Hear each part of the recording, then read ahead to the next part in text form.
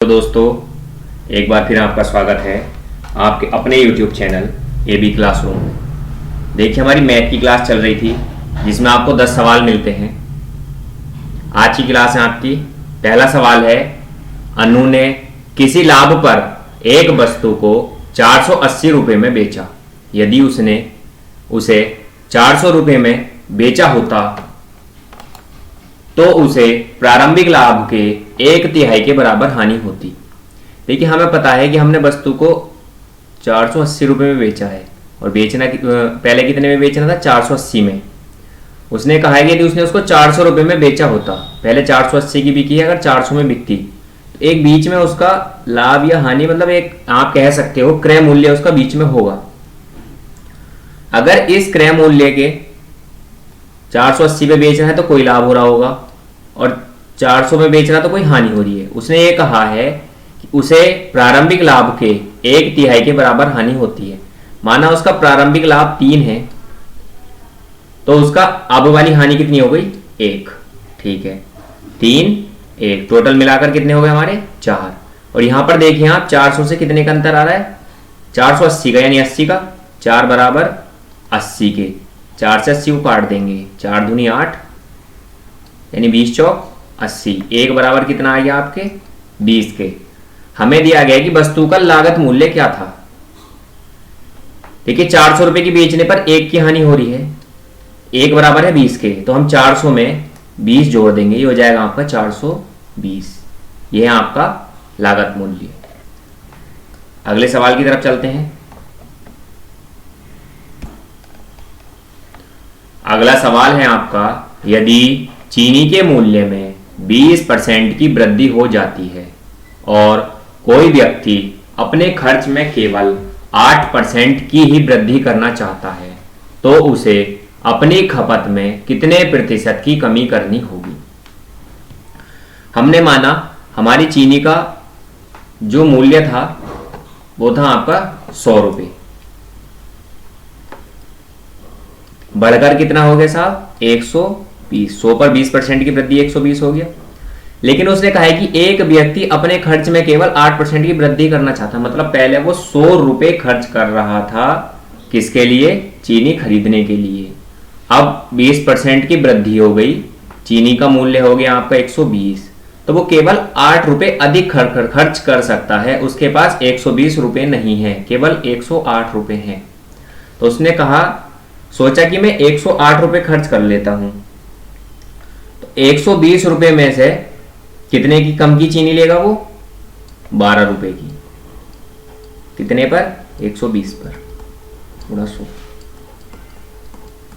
यानी कि कितना आ गया आपका, 10%। देखिए, इस सवाल को दोबारा समझिए एक बार, बहुत इंपॉर्टेंट सवाल है ये। हमने माना चीनी का मूल्य है 100 रुपये, ठीक। अब हम 100 रुपये की चीनी खरीद के लाते हैं, कितनी भी खरीद के लाएं, मूल्य बढ़कर कितना हो गया, 120। लेकिन हमारे पास इतने पैसे नहीं है कि हम 120 रुपये की चीनी खरीद लें। हमारे पास कितने रुपए हैं, 108 रुपये हैं। हम केवल 108 रुपये की चीनी खरीद सकते हैं। अब हमने दुकानदार से कहा कि भैया हमारे पास है 108 रुपये, आप हमें केवल 108 रुपये की चीनी दे दो, चाहे कम दे दो, ठीक। तो दुकानदार ने कहा ठीक है, 120 रुपये का रेट है, 12 रुपये कम की चीनी देनी है। 12 रुपये कम की कितने पर, 120 रुपये पर, गुणा 100। 12 ढाई 120 और 0 से 0 खत्म, कितना हो गया, 10%। दुकानदार ने कहा कि आपको 10% कम चीनी मिलेगी। इसका आंसर है आपका 10%। अब चलते हैं अगले सवाल की ओर। अगला सवाल है आपका, एक संख्या को 10% कम किया जाता है और परिणामी संख्या को फिर 20% कम किया जाता है, तो अंत में कमी प्रतिशत क्या होगी। देखिए, इस सवाल को करेंगे फ्रैक्शन के रूप में। हमारे पास पहले क्या दिया गया है कि 10% हमारे पास है, ठीक। हमने कहा जी 10% है, इस 10% को फ्रैक्शन के रूप में लिखेंगे, ये आएगा आपका 1/10। उसने कहा है कि 10% को कम किया जाता है, इसका मतलब हमारी जो वस्तु है वो 10 से कितनी हो गई, 9। वस्तु 10 से 9 हो गई है, दूसरी वाली प्रतिशत दी है आपको 20%, 20 को फिर फ्रैक्शन के रूप में तोड़ लेंगे 1/5, ये भी कम हो रही है। ये कितनी हो गई आपकी 5 से 4, इन दोनों की गुणा कर देंगे 10 पंजे 50 और 9 चौक 36। इसका कहने का मतलब है कि कोई वस्तु 50 की थी, अब 36 की हो गई, कितने की कमी हुई है इस पर 14 की, कितने से 50 से गुणा 100, 50 दूनी 100 और 14 दूनी 28% की कमी, यह आपका आंसर है। ठीक है, अब अगले सवाल की तरफ चलते हैं। अगला सवाल है आपका 60 रुपये प्रति किलोग्राम मूल्य वाली चीनी को 42 रुपये प्रति किलोग्राम मूल्य वाली चीनी में किस अनुपात में मिश्रित किया जाए जिससे कि मिश्रित चीनी को 56 रुपये प्रति किलोग्राम के मूल्य पर बेचने पर 12% का लाभ होगा। देखिए इस सवाल में कह रहा है कि हमें 56 रुपये पर बेचना है, तो हमें कितने का लाभ होगा 12% का, यानी 56 बराबर है 112 के। हमें ऐसा रेट निकालना है जिस पर बेचने पर ना हमें लाभ हो ना हानि हो, ऐसा रेट 100% होगा। ठीक है, 56 दूनी 112 और 2 पंजे 10, यह आपका दूसरा वाला रेट 50 रुपये, जिसमें बेचने पर ना आपको लाभ होगा ना हानि होगी। अब हम इधर चलते हैं। देखिए हमें इसे फ्रैक्शन के रूप में करना है। हमें एक तरफ लिखेंगे 60 रुपये वाली चीनी, दूसरी तरफ लिखेंगे 42 रुपये वाली चीनी और बीच में लिखेंगे 50 रुपये वाली चीनी। एक बात का ध्यान रखिएगा, जैसे भी ये आपका फ्रैक्शन वाला सिस्टम आता है उसमें एक वैल्यू इससे कम होगी और एक वैल्यू इससे ज़्यादा होगी। देखिए इसमें 42 ज़्यादा है 50 से और वो 42 कम है 50 से और 60 ज़्यादा है। हमें इनका अंतर करना है, 60 में से 50 गए 10 और 42 में से 50 गए 8, इनको काट देंगे तो ये बनेगा आपका 2 चौको 8 और 2 पंजे 10, यानी कि आपका 4:5, ये आपका आंसर। अगले सवाल की तरफ चलते हैं। अगला सवाल है आपका मेज तथा कुर्सी के मूल्य का अनुपात 9:4 है। मेज का मूल्य कुर्सी के मूल्य से 1250 रुपये अधिक है। कुर्सी का मूल्य क्या है? देखिए हमें सवाल में दिया गया है कि एक है आपके पास मेज और एक है आपके पास कुर्सी। मेज का मूल्य कितना है 9 और कुर्सी का कितना है अनुपात में 4। उसने आगे कहा है कि कुर्सी के मूल्य से 1250 रुपये अधिक है। ये हमारे हिसाब से कितना अधिक है 5, उसके हिसाब से कितना अधिक है 1250।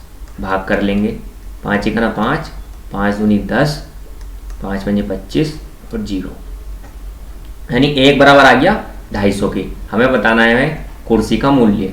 देखिए कुर्सी कितनी दी गई है आपकी 4, हम लेंगे 4 गुणा 1 बराबर 250 के, 250 से गुणा कर देंगे इसकी, ये हो गया 250 चौक 1000 आपका। ये है आपका आंसर। आपका कुर्सी का जो नया वाला मतलब कुर्सी का जो मूल्य है वो है आपका 1000 रुपये। ठीक, अगले सवाल की तरफ चलते हैं। अगला सवाल है आपका लागत मूल्य और विक्रय मूल्य का अनुपात 25:26 है। मुनाफे का प्रतिशत होगा। ये लागत मूल्य का मतलब है जितने रुपए की वस्तु हमने बनाकर तैयार करी है 25 और बेची कितने रुपए की हमने 26। 25 और 26 में कितने रुपए का लाभ हुआ 1 का। कितने रुपए पर? जो हमारा लागत मूल्य होता है उस पर निकालते हैं 25 पर गुणा 100, 25 चौक 100 बराबर 4%। आपका आंसर। इसी तरीके से करने हैं सवाल। अगले सवाल की तरफ चलते हैं। अगला सवाल है, इस सवाल को देखिए ध्यान से समझिएगा। सवाल है आपके सामने 35 विद्यार्थियों की एक कक्षा में विद्यार्थियों की औसत आयु 15 वर्ष है। यदि अध्यापक की आयु भी सम्मिलित कर ली जाए तो औसत आयु में 1 वर्ष की वृद्धि हो जाती है। अध्यापक की आयु वर्षों में ज्ञात कीजिए। देखिए सब x मान के भी कर सकते हैं, लेकिन मैं आपको शॉर्ट ट्रिक से बताऊं कि हम सीधा इसको कैसे कर सकते हैं बिना कॉपी पेन के। देखिए हमें आज यहां पर दिए गए हैं कितने विद्यार्थी हैं आपके 35। ठीक है, हमने माना हमारे विद्यार्थी हैं ये 35 हो गए टोटल। और इनकी औसत आयु है आपकी 15 वर्ष, यानी प्रत्येक की कितनी कितनी हो गई औसत 15-15। ये आपके 35 हैं, इनकी सबकी औसत आयु 15-15 हो गई। आगे देखिए, यदि अध्यापक की आयु भी सम्मिलित कर ली जाए तो औसत आयु में 1 वर्ष की वृद्धि हो जाती है। जैसे ही हमने टीचर को शामिल करा तो ये जो औसत आयु थी ये सबकी 16 हो गई, यानी टीचर की भी 16 और इन सब में 1 की वृद्धि हो गई। ये टोटल कितने थे आपके पास 35, यानी 1 की सब पे वृद्धि हुई है तो टोटल कितने की वृद्धि हुई होगी 35 की। और इस समय औसत आयु कितनी है 16। 35 में अगर हम 16 को जोड़ दें, 6 और 5 11 की 1 हासिल लगी 1, 3 और 4 और 1 5, 51 वर्ष। अब देखिए इस सवाल को बेसिक से कैसे करेंगे। हमें दिया गया है 35 छात्रों की औसत आयु कितनी है 15, 15 पंजे 75, हासिल लगी 7, 15 या 45 और 7 52, 525। उसने आगे कहा यदि अध्यापक की आयु भी सम्मिलित कर ली जाए तो औसत आयु में 1 की वृद्धि हो जाती है। देखिए जब 35 थे, एक अध्यापक आ गया, कितने हो गए 36 गुणा औसत हो गया 16, यहां आपकी गुणा करके आएगा 57, 576। अगर हम 525 और 576 का अंतर देखें तो ये आएगा हमारा 6 में से 5 गया 1, 7 में से 2 गया 5, 51। और ये है आपका आंसर। देखिए आप इस तरीके से करें या इस तरीके से करें, आना आपका आंसर 51 ही है। ठीक, अगले सवाल की तरफ चलते हैं। अगला सवाल है आपका, एक पुत्र और उसके पिता के वर्तमान उम्र का अनुपात 1:5 है तथा उसके माता और पिता की उम्र का अनुपात 4:5 है। 2 वर्ष बाद पुत्र के उम्र और उसकी माँ के उम्र का अनुपात 3:10 हो जाता है। पिता की वर्तमान उम्र कितनी है? देखिए सबसे पहले हमें दिए गए हैं पुत्र और पिता, ठीक है, यानी कि सन और फादर। ठीक है, सन कितना है 1 और फादर कितने हैं 5। आगे दिया गया है माता और पिता, यानी कि फादर और मदर। देखिए मदर कितनी है 4 और फादर कितने हैं 5। तो हमें क्या करना है, फादर के नीचे तो 5, देखिए फादर 5 है पहले से ही, तो मदर कितनी हो गई आपकी 4। ये बन गया आपका 1:5:4। आगे सवाल में कहा है कि 2 वर्ष बाद पुत्र के उम्र और उसकी मां के उम्र का अनुपात 3:10 हो जाएगा। देखिए वर्तमान में पुत्र कितना है 1x मान लेंगे हम, और माता कितनी है, माता है आपकी 4x। अगर हम इसमें 2 वर्ष बढ़ा दें तो इनकी उम्र हो जाएगी 1x+2 और 4x+2। तो 2 वर्ष बाद उनका अनुपात हो रहा है 3:10। इसको हम बराबर में रख लेंगे 3/10।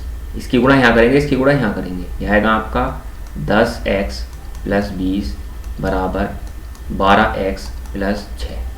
20 में से 6 गए 14 और 12 में से 10 गए 2, यानी x बराबर आ गया आपका 2 × 7 = 14, 7। अब बताना क्या है कि पिता की वर्तमान उम्र कितनी है। देखिए पिता है 5 और 5 × 7 = 35। पिता की वर्तमान उम्र कितनी आ गई आपकी 35 वर्ष। ये है आपका आंसर, इसलिए ये हो गया इनमें से कोई नहीं। अगले सवाल की तरफ चलते हैं। अगला सवाल है आपका, छात्रों की 2 कक्षाएं ए तथा बी मिलाने पर जिनके औसत अंक क्रमशः 25 और 40 हैं, समग्र औसत मिलकर 30 हो गया। कक्षाओं ए तथा बी में छात्रों का अनुपात है। देखिए जहां कहीं भी आपको इस तरीके का सवाल मिले जिसमें 2 अलग अलग कंडीशन दे रखी हो और दोनों का मिलाकर योग दे रखा हो या औसत दे रखा हो, वहां पर आप एलिगेशन का यूज कर सकते हैं। जैसे इसमें दिया गया है आपका ए कितने हैं आपका 25 और बी कितना है आपका 40 और दोनों मिलाकर कितने हैं आपके 30। देखिए बस इसमें एक नियम लगता है कि ये जो बीच वाला होगा 1 से छोटा और 1 से बड़ा होगा, यानी 40 से छोटा 25 से बड़ा है, ठीक है हमारा। इसका अंतर करेंगे 25 और 30 का 5 और 40 और 30 का 10। 5 ही का ना 5 और 5 दूनी 10। यह अनुपात बना आपका 2:1। अगले सवाल की तरफ चलते हैं। देखिए अगला सवाल है आपका, किसी व्यवसाय में ए और बी के निवेश का अनुपात 14:15 है और वर्ष के अंत में उनके लाभ का अनुपात क्रमशः 2:5 है। ए ने 3 महीने के लिए राशि का निवेश किया तो बी ने कितने समय तक या महीनों तक अपनी राशि का निवेश किया। इसमें हमें दो लोग दे रखे हैं, ए और बी। ये कहा गया है कि अनुपात ए और बी के निवेश का अनुपात है 14 और 15।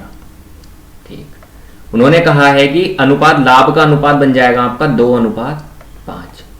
लाभ का अनुपात 2:5। एक कंडीशन और दी है कि ए ने 3 महीने के लिए राशि का निवेश किया। हमने माना कि ए ने 14 रुपए 3 महीने के लिए लगाए, तो कितने हो गए? 14 तिया 42 रुपए। लेकिन इसके हिसाब से कितने बैठ रहे हैं? 2 रुपए। तो इसका मतलब यहां अगर 1 होगा तो यहां कितना हो गया? 21। 1 बराबर 21 है तो 5 बराबर कितना हो गया? 105। अब हम इस 15 में किसकी गुणा कर दें यहां पर कि 105 आ जाए? 15 सत्ते 105। अगर हम 15 में 7 की गुणा कर दें तो 105 बन जाएगा। जैसे हमने 14 में 3 की गुणा करके 21 बनाया 42 बनाया था, ऐसे ही 15 में 7 की गुणा करके 105 बना लेंगे। अब देखिए हम ये कैसे डिफाइन करेंगे कि हमारा आंसर सही आया या नहीं। यहाँ पे रखा हमने 42 और यहाँ पे रखा हमने 105। इन्हें काट लीजिए। 7 छंग 42, 7 7 और 7 पंजे 35, 3 दूनी 6 और 3 पंजे 15, 2:5। ये 2:5 में ही है, तो इसलिए आपका आंसर हो गया 105 आया, तो आपका आंसर हो गया 7। देखिए आज की क्लास यहीं इतने ही सवाल थे आज की क्लास में। इसको यहीं पर समाप्त करते हैं। आशा करता हूँ आपको ये क्लास पसंद आ रही होगी। देखिए और थोड़े और अच्छे क्वेश्चन और डिफाइन करने का थोड़ा तरीका चेंज करने की कोशिश करूंगा, जिससे आपको और अच्छे से समझ में आए। इसी तरीके से आप चैनल देखते रहें, लाइक शेयर एंड सब्सक्राइब करते रहें। जितने ज़्यादा से ज़्यादा बच्चे जोड़े जा सकते हैं उतने जोड़िए। Thank you.